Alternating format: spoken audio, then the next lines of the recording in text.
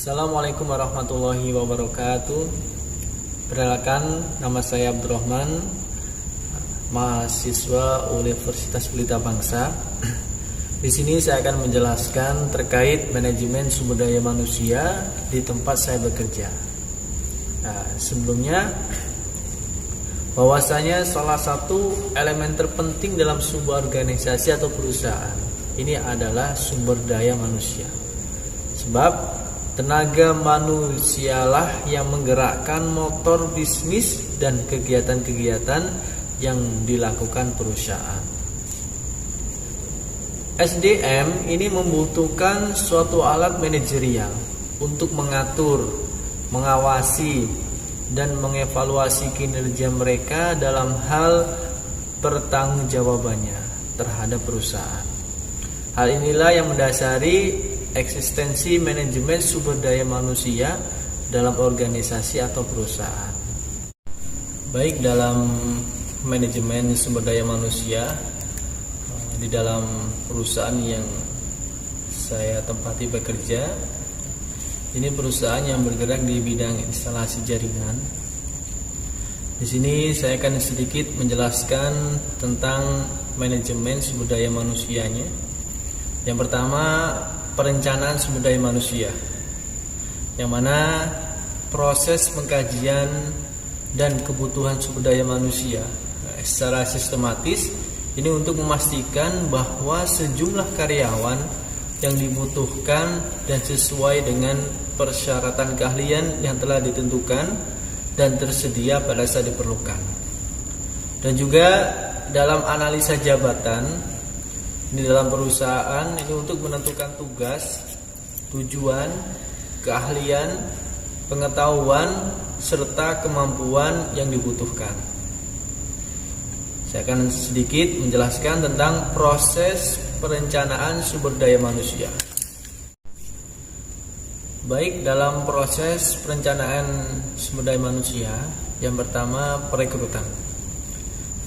Ketika perusahaan ini membutuhkan SDM dalam satu departemen misalkan, perusahaan ini memasang lowongan pekerjaan, biasanya di platform, biasanya di web juga. Setelah itu para kandidat melamar dalam perusahaan ini dalam departemen tertentu. Setelah itu diadakanlah seleksi. Seleksi yang pertama psikotes, yang kedua interview. Yang mana dalam seleksi ini harus memenuhi persyaratan-persyaratan di dalam perusahaan kami, dalam perusahaan tempat saya bekerja. Misalnya dalam instalasi jaringan biasanya dibutuhkan karyawan yang menguasai bidang teknik listrik biasanya. Itu menjadi persyaratan utama. Setelah diseleksi masuk, akhirnya dipilih dan dipekerjakan dalam departemen tertentu, misalkan departemen engineer, lalu dipekerjakan. Di sini akan dipekerjakan misalnya instalasi jaringan kita di Lampung. Para karyawan ini ditugaskan pergi ke Lampung dalam mengerjakan instalasi itu. Atau ada onset di Palembang, atau bahkan pernah di Kalimantan, di Samarinda. Itu dari karyawan-karyawan engineer ini ditugaskan onset untuk melakukan instalasi itu. Biasanya dalam satu tempat kurang lebih 2 minggu bahkan sampai sebulan.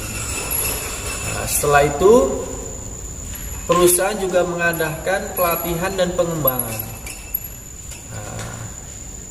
Pelatihan dan pengembangan ini tujuannya agar karyawan seperti karyawan engineer ini lebih menguasai, lebih memahami dalam bidang itu. Seperti bagaimana caranya mengetahui arus, bagaimana cara memasang kabel dan sebagainya. Ini dilakukanlah pelatihan dan pengembangan. Selanjutnya, dalam perusahaan yang saya tempati bekerja, di dalam pengangkatan dan pemberhentian karyawan, di sini MSDM ini pada proses ini kegiatan pengisian formasi yaitu merekrut karyawan, screening serta seleksi pada pelamar, juga penempatan formasi. Seperti yang tadi sudah saya jelaskan, di dalam seleksi, di dalam memperkerjakan SDM, juga di dalam pemberhentian karyawan. Di sini karyawan di training dulu selama kurang lebih 3 bulan seperti departemen engineer. Ini saya akan menjelaskan tentang departemen engineer. Di training selama 3 bulan. Setelah 3 bulan itu dievaluasi oleh MSDM. Ketika baik, maka akan dilanjutkan dalam masa kontrak. Juga di dalam pemberdayaan karyawan, dalam 1 tahun bekerja, bahkan 2 tahun bekerja, kok dia melakukan kesalahan, melakukan kinerjanya menurun, tidak semangat. Kalau tidak semangat, maka MSDM ini akan memberikan motivasi, memberikan semangat, seperti pemberian reward atau memberi motivasi, mengadakan pelatihan seperti saya jelaskan tadi. Tetapi kalau dirasa dia melakukan kesalahan yang besar, seperti ditempatkan dalam onset pengerjaan instalasi jaringan, ternyata kinerjanya menurun, tidak sesuai target. Biasanya dari HRD ini memanggil karyawan tersebut, diberi kesempatan membenahi kinerjanya. Ternyata dalam memberi kesempatan itu dia masih melakukan kesalahan, kinerjanya semakin menurun, diberilah SP1. Lalu diberilah SP2 kalau memang kesempatan itu tidak kunjung membaik. Puncaknya diberhentikan dalam keadaan yang baik, karena sebelumnya sudah diberi instruksi, diberi masa kesempatan untuk memperbaiki kinerjanya. Juga di dalam pengupahan tunjangan, tadi juga ada pemberian reward, karyawan berprestasi, juga ada insentif intensif bagi karyawan, juga ada upah perjalanan dinas. Ketika dia melakukan onset instalasi jaringan, misalkan di Samarinda, itu juga ada upah perjalanan dinas. Selain uang operasional, juga karyawan itu diberikan upah perjalanan dinas. Dan juga ada penilaian kerja, juga ada pengembangan karir. Dalam penilaian kinerja terhadap karyawan atau pegawai ini untuk menentukan seberapa pantas penghargaan yang diberikan untuk karyawan itu atas kinerjanya, sehingga bisa digunakan untuk acuan pengembangan karir.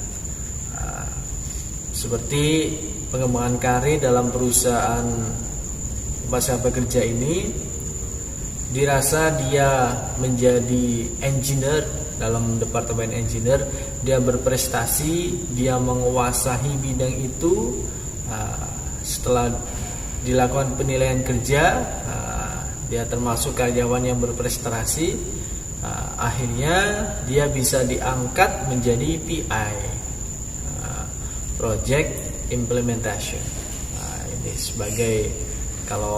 Ini sebagai pengaturnya dalam mengatur anak-anak buahnya yang ditugaskan di tempat-tempat tertentu. Juga MSDM ini juga mempunyai manfaat termasuk dalam perusahaan saya juga merasakan manfaat dari manajemen sumber daya itu. Yang pertama, ini perusahaan dapat memanfaatkan sumber daya manusia yang sudah ada secara baik. Juga produktivitas dari karyawan yang sudah ada semakin meningkat. Penentuan kebutuhan tenaga kerja atau karyawan ini terpenuhi. Terima kasih. Tadi sedikit penjelasan dari saya di dalam manajemen sumber daya manusia di tempat saya bekerja. Semoga bermanfaat. Apabila banyak kesalahan, banyak kekurangan dari saya mohon maaf yang sebesar-besarnya. Assalamualaikum warahmatullahi wabarakatuh.